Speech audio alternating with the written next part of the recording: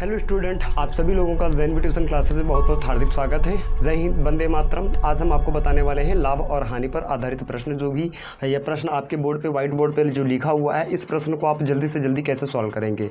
ठीक है, ऐसे प्रश्न नवोदय विद्यालय में बहुत सारे स्टेट लेवल में जो भी नवोदय विद्यालय के एग्ज़ाम्स हुए हैं या पेपर हुए हैं, उसमें ये बहुत तरीके से ऐसे प्रश्न आए हुए थे। आप किसी भी सन का एग्ज़ाम उठा के देख लीजिए, सन 2022 का, 23 का, 21 का, सब में ऐसे बहुत सारे प्रश्न आते हैं। मतलब एक दो प्रश्न तो आना अनिवार्य ही, लेकिन आपको लाभ और हानि से एक से दो, तीन, चार प्रश्न तक मिलते हैं। तो ठीक है, ऐसे क्वेश्चन बहुत ही लंबी हो जाते हैं और जिसको हम सॉल्व नहीं कर पाते हैं। इसको सॉल्व करने के लिए मैं आपको बताने वाला हूँ ऐसी सॉल्व ट्रिक, जिसको आप 10 से 15 सेकंड के अंदर ही आप क्वेश्चन को सॉल्व कर सकते हो, जिसमें आपको ना ही कोई सूत्र की आवश्यकता पड़ेगी और ना ही आपको कोई टेंशन लेने की आवश्यकता है। मैं जो बता रहा हूँ उस चीज़ को आप सिर्फ समझ लीजिए, आपको लाइफ टाइम तक हमेशा के लिए फार्मूला आपको याद रहेगा। ठीक है, तो चलो देरी ना करते हुए बढ़ते हैं प्रश्न की तरफ। ठीक है, तो प्रश्न क्या है, कहता है 58 वस्तुओं को 550 रुपये में ख़रीदा जाता है, जबकि 50 वस्तुओं को 550 रुपये में बेचा जाता है, तो प्रतिशत लाभ क्या होगा।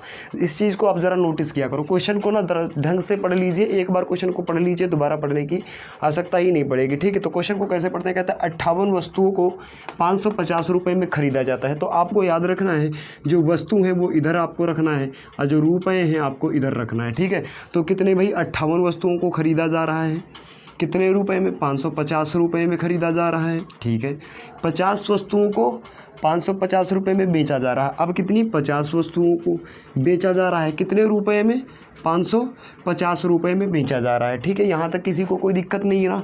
58 वस्तुएँ 550 में ख़रीदी गई, 50 वस्तुओं को 550 रुपये में बेची गई। ठीक है, यहाँ तक किसी को दिक्कत नहीं। अब क्या करते हैं, इसको तिरछा मल्टीप्लाई आप कर लोगे। ठीक है, यहाँ पे आपको थोड़ी सी कैलकुलेशन बस करनी पड़ती है और आपको कुछ नहीं करना है। ठीक है, तो देखो 1 2 जीरो उतार लेंगे, नोट कर लेंगे, क्या हो जाएगा, 25 25 25 2 27 हो जाएगा। ठीक है, इसको सॉल्व करेंगे, क्या हो जाएगा, 1 0 नोट कर लेंगे और 5 8 40, मतलब क्या हो जाएगा, 5 8 40 5 8 40 9 कितना हो जाएगा, 31,900 आपका ये आंसर हो जाएगा यहाँ पे। ठीक है, तो यहाँ से आपको समझ में आया, ये आपका क्रय मूल्य है। मतलब क्रय मूल्य आपका कितना है, 27,500। ये आपका विक्रय मूल्य था, तो इसके सामने वाला आपका आ गया विक्रय मूल्य। तो बताओ, खरीदे कम में थे, बेच ज़्यादा में रहे, लाभ हो रहा है, कितने का लाभ हो रहा है, तो इस वाले से ये वाला माइनस कर लीजिए। माइनस कर लीजिए, 0 से 0 गया 0, 9 से 5 गया 4, 7 से 1 गया, मतलब 7 4 11, कितना बचेगा 4। यहाँ पे कुछ नहीं, तो 4400, 4,400 रुपये आपको क्या हो रहा है, लाभ हो रहा है।